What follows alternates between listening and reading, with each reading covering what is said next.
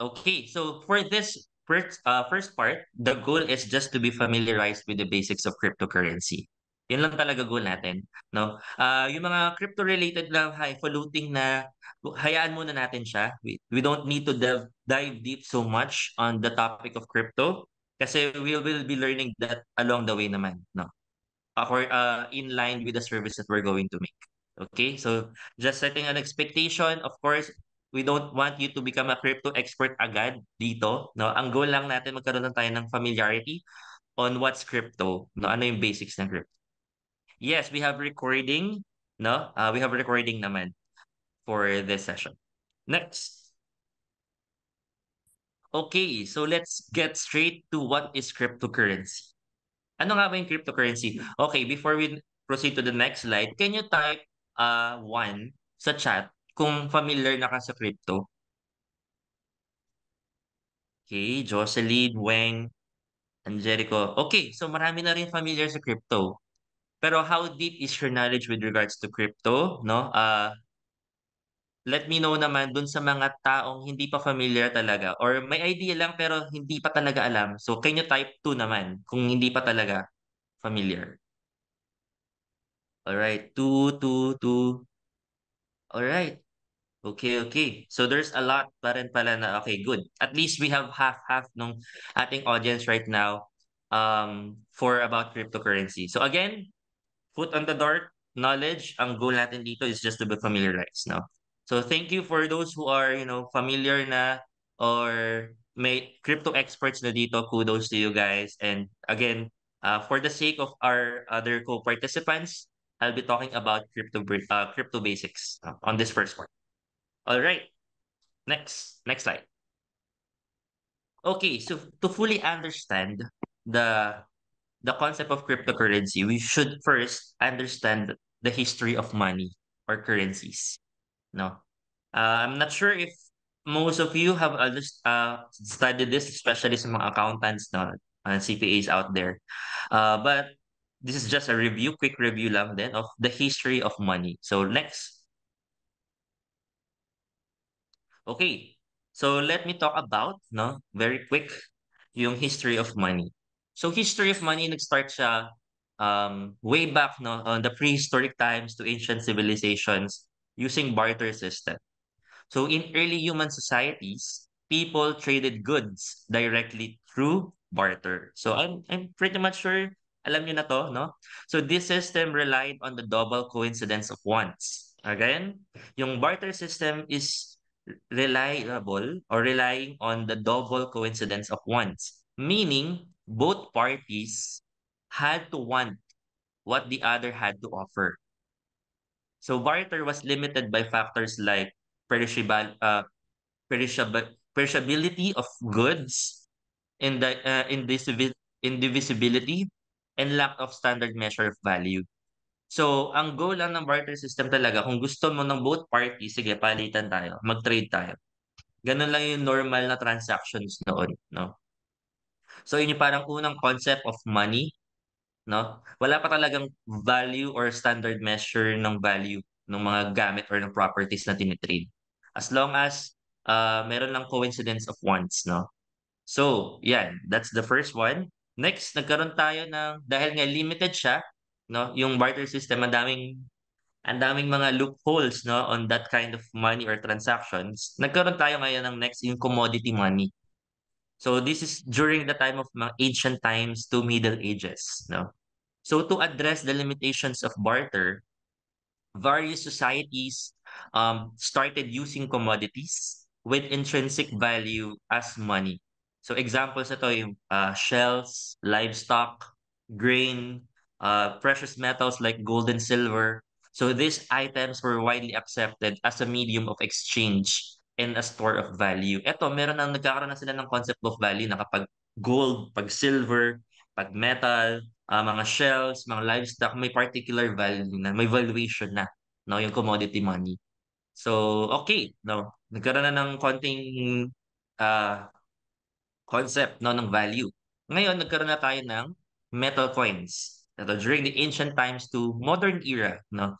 So, around 600 BC, So yung the Lydians in present-day Turkey, mga Turkish, no, are credited with creating the first metal coins made of a mixture of gold and silver. So this innovation standardized money. So and facilitated trade across larger regions. So metal coins remained in use for centuries, evolving into various shapes, sizes, and denominations. Which is until now, meron pa rin tayo. Which but may metal coins pa rin tayo, mga barya, no? We have that until now ginagamit pa rin natin siya. Okay? So next na innovation, no? Nagkaroon na tayo ng after metal coins, nagkaroon na ng paper money. So yung paper money, ito naman yung during medieval China to modern era pa rin. So the concept of paper money originated in China during the Tang Dynasty. So initially, merchants used promissory notes as a form of credit. So dati parang promissory notes lang, nandun na yung value, nakasulat doon, no? Later, the Song Dynasty, 11th century, no, introduced government-issued paper money na. So ito na-centralize na ngayon yung paper money by the government. So this practice spread through the Middle East and Europe over time and becoming widespread by the 17th century until now, no? So nagkaroon tayo ng paper money. And then next, no, next innovation or next evolution ng money is yung mga banknotes and banking systems. So medieval Europe to modern era siya na time, no? So as trade and finance expanded, banking institutions emerged. They issued banknotes, essentially IOUs, redeemable for a specific amount of precious metal. So over time, no, these notes became more widely accepted than carrying actual metal coins. So banking systems evolved, introducing concepts like fractional reserve banking. So nagkaroon na ito na yung birth of banks, no? Mga centralized banks, o mga banking systems. So, next evolution, ito na yung current na meron tayo ngayon. Guys, yung tinatawag nating fiat currency. So, that started on 20th century, more likely during the World War. Nag-start siya ng World War, no? 20th century to present. So, in the 20th century, most countries uh, shifted to fiat money. Yung pera natin ngayon, no? Yung mga bills na meron tayo, even yung coins, we call that fiat currency, no? Which has this fiat money or fiat currency has no intrinsic value and isn't backed by a physical commodity like gold, no? Instead, its value is based on government decree. Okay? Si government po ang nagde-declare kung ano yung value ng papel na yon. Hindi siya papel na may gold, no? Kaya tumataas yung depende yung value ng papel na yon kung anong klaseng gold nakalagay doon. No? Or kung ano yung kasulatan na nakalagay doon. It's the government that produces this money, no? And give value to that particular money. So fiat money allows for more flexibility in monetary policy, but it is also subject to inflation and other economic factors. So yun lang. Kasi nga again, dahil nga si government ang nagpo-produce ng fiat currency, ng pera natin right now, no? Subjective siya sa inflation and other economic factors. Okay? So mapapansin nyo, I'm pretty sure, no? Familiar na kayo sa mga ibang mga cases, no? Na nagkakaroon ng recession, na bumababa yung value ng pera because of inflation. No? So yung fiat money, for example, sa Venezuela right now, no, ginagawa na lang siyang ano, panglinis, no? Kasi yung value niya sobrang devalued na because of hyperinflation. But that's another topic, no? So with that in mind, makikita natin may problema sa current currency natin ngayon, which is yung fiat currency ngayon. Kasi very susceptible siya to inflation. Right now, ano yung latest innovation to our money? Ano yung latest evolution, which is what we call the digital money and cryptocurrency. So that started late 20th century. Actually, ngayon, 21st century na to present. No? So the rise of digital technology led to electronic money systems such as credit cards, online banking, and digital wallets. So ayun, I'll talk about this no later on. Yung Bitcoin, it was introduced actually in 2009 as the first decentralized. cryptocurrency using blockchain technology to enable secure and transparent transactions without the need for intermediaries. Without the need for intermediaries. So since then, thousands of other cryptocurrencies have emerged. Right now, we have thousands of cryptocurrencies already in the market. Each of them has its own unique features and purposes. Okay, so again, for the history of money, the journey from barter to cryptocurrency reflects humanity's ongoing quest for efficient, secure, and universally accepted forms of money and exchange. Again, a goal. Bakit nag-evolve yung money? Kasi nag-evolve yung need ng tao. Right? So, napakahalaga maintindihan natin saan ba nagmula ito? Bakit tayo nagkaroon ng cryptocurrencies? And again, because of the needs para ma-solve yung mga current problems ng currencies natin. Okay. So with the history of money, I hope medyo mabilis ba yung pagka-discuss ko, but if ever, let me know if clear ba yung history of money. Can you type in the chat kung clear? Nag-gets ba natin why we have come up to the current currency that we have right now, which is yung cryptocurrencies? Yun, clear, clear, clear. All right, good, good. Next, next slide. Okay, so now that we have talked about the history of money, let us now talk about the brief history naman ng crypto. No, maganda mo na malaman natin kasi saan ba talaga 'to nagsimula? Paano ba nagkaroon ng crypto, no? Okay, so next. All right. So we're going now on the brief history of crypto, no? It started on the Bitcoin emergence. That's 2009. So the Bitcoin, the first cryptocurrency, was introduced in 2009 by an anonymous person or persons or group, using the pseudonym Satoshi Nakamoto. So si Satoshi Nakamoto or pwede siyang isang tao lang or group of people sila, basta very anonymous sila. It's just under the name of Satoshi Nakamoto. So it was created as an open source software based on blockchain technology, a decentralized and transparent ledger system. I will talk about more on blockchain later on, but right now at least we just get the idea, no, paano ba nagsimula si Bitcoin. So nag-start si Bitcoin 2009, no? Na-develop ito ng group of people or a person called Satoshi Nakamoto. Okay, next, evolution, no? Ano ba yung, after ng Bitcoin emergence noong 2009, nagkaroon na ng early adoption and growth si Bitcoin around 2010 to 2013. So in the early years, no, Bitcoin gained attention mainly with among tech enthusiasts, mga tech people, no? And those interested in alternative financial systems. Again, kasi nga talagang people, tend to look for alternative financial systems na convenient, mas secured, mas transparent, no? So, napansin ngayon si Bitcoin around that time, that era, no? May mga nag-adapt na. So, its value was minimal pa, no? With early adopters mining coins using standard computers, yung mga CPUs. So, minamine pa si Bitcoin noon, no? Sa computers, no? So, magkano lang ang presyo ng Bitcoin doon? Actually, from super, parang free ang value pa niya hanggang sa cents pa lang, centavo pa lang, no?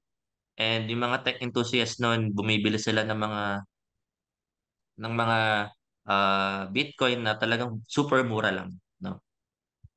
And then, actually, this is also the time, early adoption din, nagkaroon ng uh, Bitcoin Pizza Day, no? So, nagsimula lang a quick history or a quick scenario of how Bitcoin nagkaroon siya ng how Bitcoin had value, no?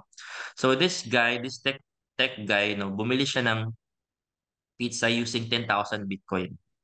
Kapalit ng 10,000 Bitcoins, no, nag-post lang siya, no, sa ano na sa web, no, na he is willing to buy 2 boxes of pizza with his 10,000 Bitcoins. Kasi nga, sobrang mura pa ng Bitcoin noon. Talagang parang 0.00 centavo lang. Ganun lang yung presyo niya. So, yun, tinrade. Sabi niya, sige, willing to trade yung 10,000 Bitcoins ko for 2 boxes of pizza. And may kumagat.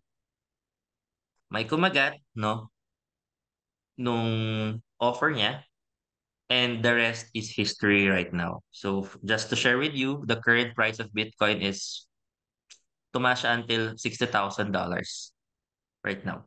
Oh. So, gano'n na kalaki yung presyo ng Bitcoin ngayon na during the parang 10 years, 14, 12 years ago, wala pa siyang value. No? Okay, so after that, no early adoption and growth, 2010 to 2013, nagkaroon na tayo ng wider recognition dahil nga dun sa nangyari yun. First ever parang trade or value, nagkaroon ng value sa Bitcoin. Nagkaroon na ng wider recognition and altcoins or alternative coins from 2013 to 2016. So Bitcoin's value surged in 2013, reaching over $1,000 per coin for the first time. No? So this attracted more attention from investors and the mainstream media. So during this period, alternative cryptocurrencies, mga altcoins na tinatawag natin like Litecoin, Ripple, Ethereum, dun sila nag-emerge. So all those type of cryptocurrencies offers variations in technology and use cases. Iba-iba rin yung purpose and gamit nila. Kasi si Bitcoin, originally stablecoin siya, no? It's just meant for transactional uh, um, things or businesses, no? Pang transaction lang talaga siya, pang buy and sell. Ganun lang si Bitcoin, no? And then next period, dumating na nag-boom si ICO, no? Yung initial coin offerings and Ethereum smart contracts 2017. So 2017 saw a massive rise in initial coin offerings. So a fundraising method where new cryptocurrencies, nagkaroon na ng maraming cryptocurrencies, nabebenta na siya sa investors. So Ethereum actually launched in 2015 yung smart contracts nila. Functionality ng smart contracts it's a self-executing contract, no? We will not discuss more about this pa, pero just to give you an idea lang na basta yung smart contracts, kaya siya smart, no? It's a self-executing contract. It doesn't need middleman to actually approve. So those are the technology itself executes the contract. So pag na-meet yung certain standards, no, ng isang project, no, nag-execute yung contract na yun. Okay? So it allows developers to create more decentralized applications or yung mga D-apps, games, no, DeFi apps, metaverse, a lot of those things because of the smart contracts na ginawa ni Ethereum noong 2017. Okay, next is market volatility and regulatory scrutiny, no? That's around 2018 to 2020. So the cryptocurrency market experienced significant volatility with Bitcoin reaching an all-time high near $20,000 in late 2017. So it dropped no sharply no 2018 because of regulatory issues, no? It increased worldwide sa governments, mga financial institutions nag-express ng concerns nila about AMLA, mga money laundering, fraud, and investor protection. So, during this 2018 to 2020, bumaba ulit yung presyo ng Bitcoin because of those public scrutiny. And then next timeline, nagkaroon na ng institutional adoption and DeFi. So that's 2020 up to the present time, no? So institutional investors and major companies have shown interest in cryptocurrencies na. Kasi sumisikat na, umuugong na, umiingay na si Bitcoin, no? So it becomes already an asset, an investable asset class, no?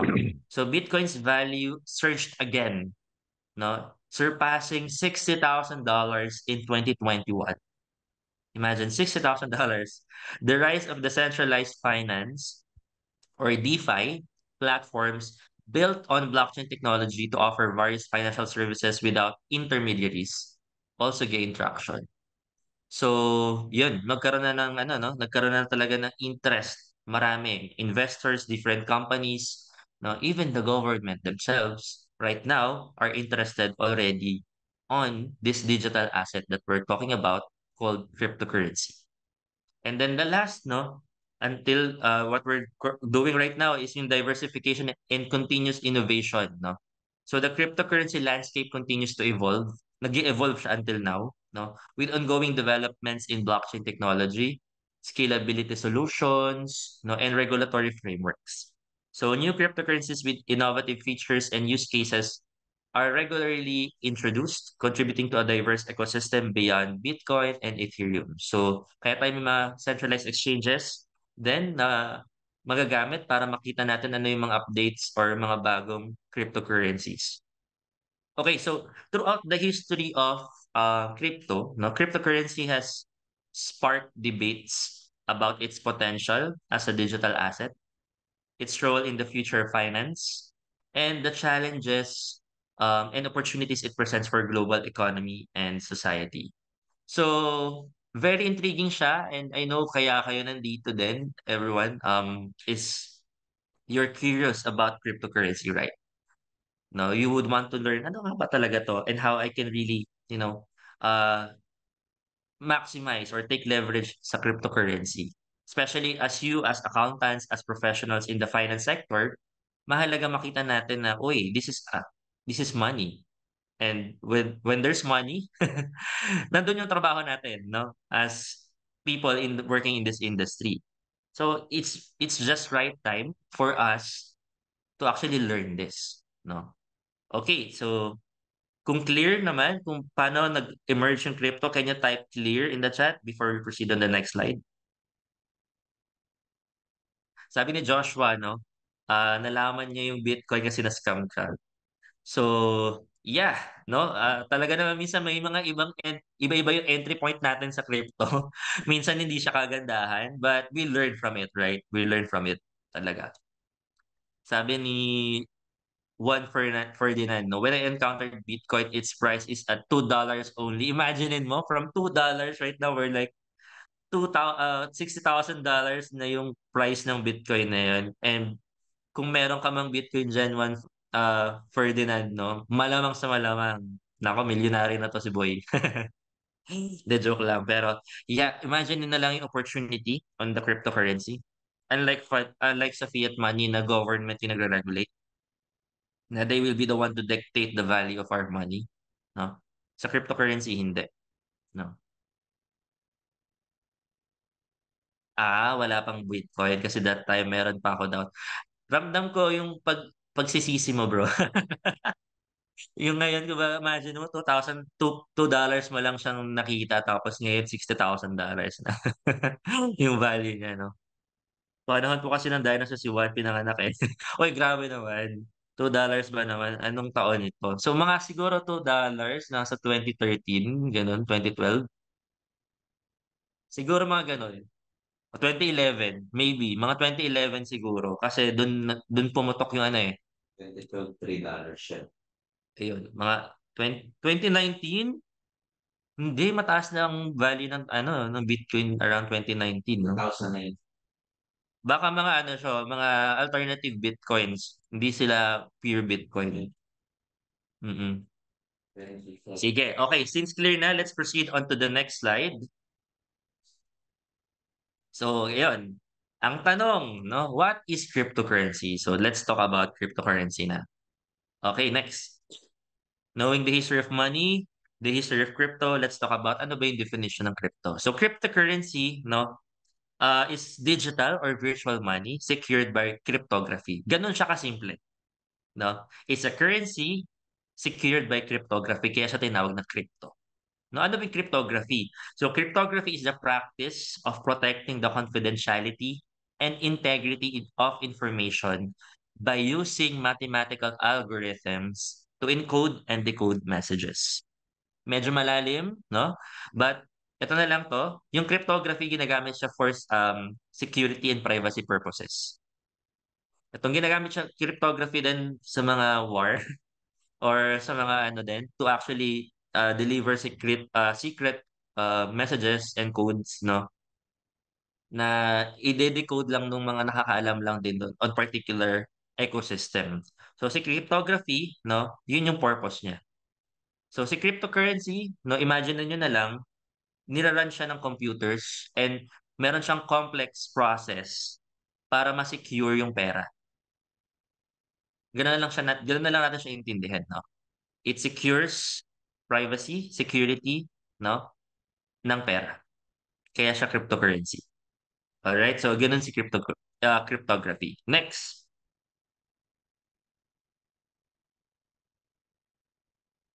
Okay, so unlike traditional currency, it's decentralized, meaning no central authority, like a bank or the government that controls it. No? Yung sabi natin traditional currency, yung current currency natin ngayon, yung yung fiat currency, no? Walang kumokontrol ng cryptocurrency. No, transactions are recorded on a public ledger called the blockchain. Okay, so as accountants, as finance professionals, I know you're very much familiar with the term ledger. Parati natin kasama yan, no? Sa ginagawa natin, no? In our work or in our job, no? So again, ledger, public ledger, or the blockchain. So yung ginagamit nating technology sa crypto, no? Hindi naman lahat, pero usually is the blockchain technology. Okay, so I won't explain much na yung further kasi pag pinag-usapan natin si blockchain, malalim na masyado. Basta maintindihan nyo lang ngayon na yung ginagamit na technology sa crypto is blockchain. Okay, yun yung advanced technology na ginagamit. Okay, next. And yung blockchain is a public ledger. Ganun lang siya kasimple. So pag public ledger siya, lahat ng transactions na nangyayari sa cryptocurrency, naka-record doon. Transparent yon sa lahat ng users. No? So, give an example. For example, sa isang company, no, nakalagay sa blockchain lahat ng transactions nun. Lahat ng tao na within that network can see all the transactions happening on that money. So imagine niyo kung ma-apply to sa government, di ba? No, yung lahat publicly, naka-public lahat ng transactions, no? Kasi nasa blockchain siya. Lahat ng nangyayari transactions dun sa crypto, kita lahat, no? Very transparent, no? Even to actually yung blockchain din, no? Even if we're going to apply it sa voting, no? So election, na everything is public, everything is transparent, no? By the book. Hindi siya pwedeng matamper, no? Hindi siya pwedeng mapalitan, no? Okay, sige. I'll explain further yung features ng cryptocurrency later on. Next. Okay, so ito na pala siya. So ano ba yung key characteristics of cryptocurrency? No? The key characteristics of cryptocurrency is it's decentralized, no? But meaning it's not managed or controlled by governments, by bank or central authorities na mga big companies, no? No one owns it, no? Decentralized, it's the users. Everyone owns it, kumbaga. No? Next is irreversible and immutable. When we say irreversible, it cannot be tampered. Hindi siya pwede palitan, hindi siya pwedeng baguhin, no? Once nagawa yung transaction within the blockchain, no? Using cryptocurrency, it's immutable. It's forever, it's immortal. Hindi mo siya pwedeng palitan, no? Kaya talagang hindi siya ano siya, super secured, private and transparent, no? Next is global access. Global accessibility ng crypto kasi borderless siya, no? Hindi siya nagbabago-bago ng presyo according kung anong bansa ka, kung anong level ng country mo, kung first world ka ba, third world country ka ba, wala. Seamless siya, borderless, no? Economic borderless siya. So kung magkano padala mo, kung nasang ka man, no, nasa lupalop ng mundo, dun sa kung saan man din papadala yon, no? As is mo siya makukuha, no? Dahil nga hindi siya control ng government or ng any central authorities, no? You got what you want, you got what you give and receive what you are going to receive, no? Using cryptocurrency. So everyone has access to it, no? Global access siya. And lastly, yung limited supply. This is one of the greatest feature din ng blockchain. Bakit? Limited supply. So, parang many cryptocurrencies kasi, na ba, dami thousands na yung cryptocurrencies ngayon. So, for example, si Bitcoin. Bitcoin have a predetermined and limited supply. So, for example, Bitcoin has a maximum supply of 21 million coins. Yun lang talaga yung supply niya all over the world. 21 million coins lang. So, this scarcity is often designed to mimic yung the scarcity of precious metals like gold and silver or mga kung ano mang mga precious assets yan, no?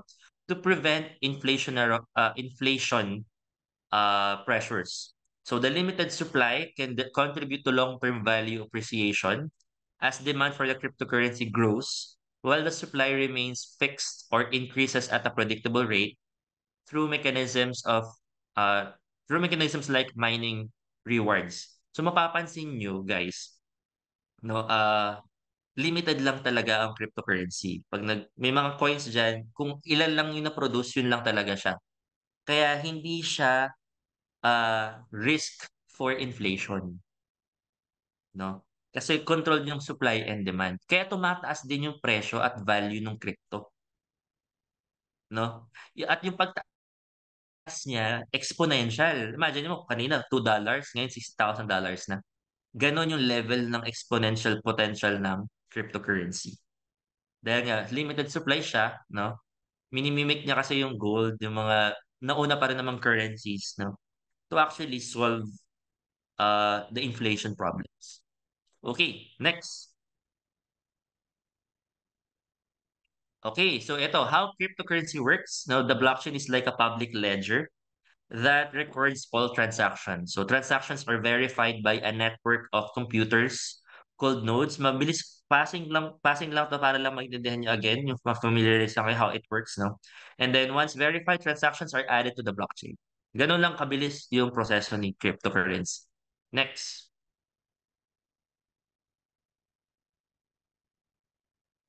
Next na, bro. Yan. So, ito lang yun, no? Very complex to, no? At least you just have an idea, ganito yung process or workplace ng cryptocurrency, no? Kapag nagta-transaction tayo using crypto. Next.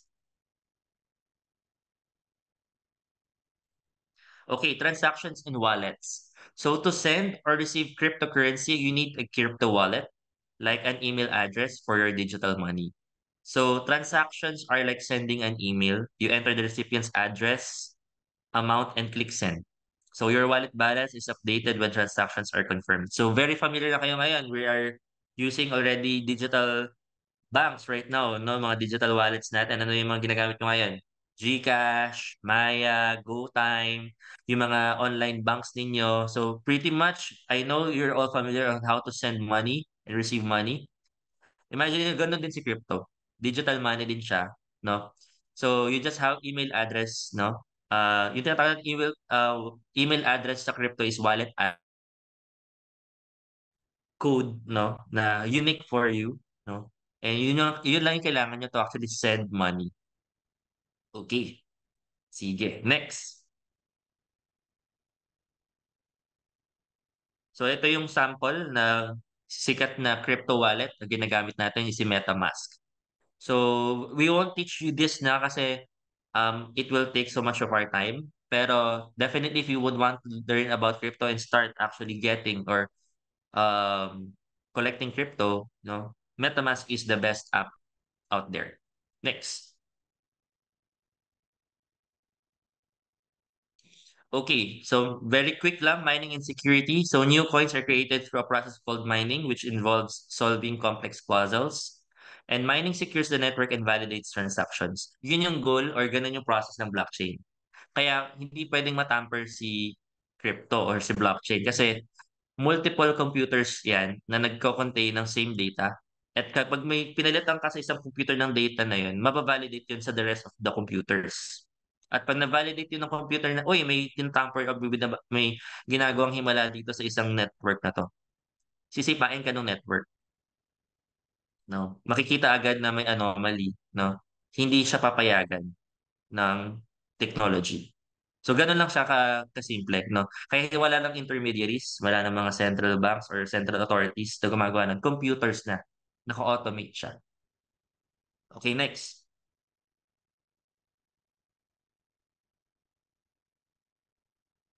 Next.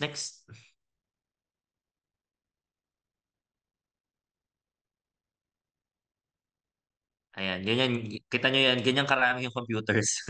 Ganun siya kadami, no? Yung nag-validate nun. So, hindi talaga siya pwedeng tamper. Okay, so public and private keys keep your cryptocurrency safe. Now, think of the public key as your wallet address and the private key as your password. So, ganun siya sa Web3, no? Kasi ngayon, meron tayong Web2. Nasa Web2 tayo ngayon. Sa Web3, instead ng email address, public key yung tawag. Instead na password, ang tawag naman natin private key. Ganun lang siya. Okay, next.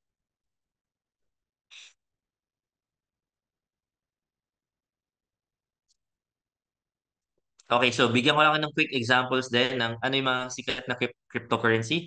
No, again, secret Bitcoin yon, no, as the mother of all crypto. Bitcoin is the most famous cryptocurrency, but there are thousands of others, each with each unique features. Next.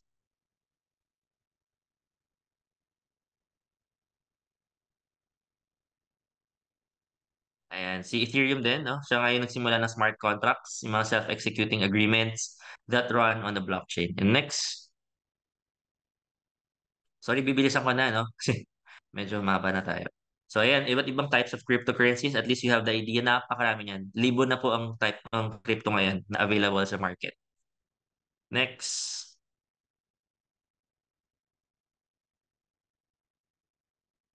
Okay, so buying and storing cryptocurrencies. Of course, you have to buy and store your crypto, no? And you can buy cryptocurrency on exchanges like OKX, are one of our preferred partners here on this webinar. Store your assets in wallets like MetaMask. There are hot wallets online and cold wallets offline for security. So you can keep your crypto uh, assets both online and offline. Next. So real world use cases, cryptocurrency can be used for international remittances, micropayments, and in decentralized applications, dApps like DeFi platforms, and even games, no, like Axie Infinity. So kung familiar ka doon sa Axie Infinity, cryptocurrency yon yung ginagamit doon, no, na na transactions or money, yung mga SLP. So yun. Yun yung mga real world cases ng crypto. Next. Okay, so risks and security. Cryptocurrency markets are known for volatility.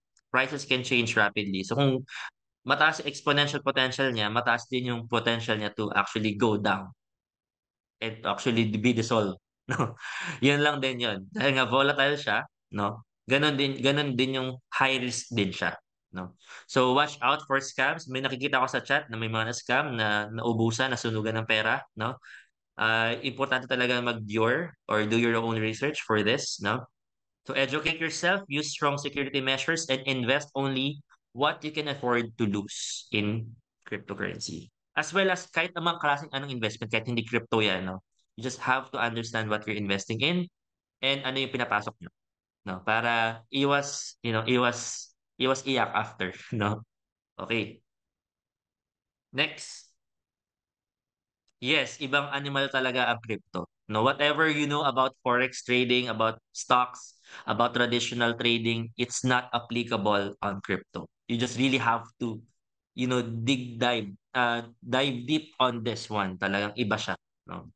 Kahit pa ilang years ka ng expert sa trading, I mean, iba talaga to.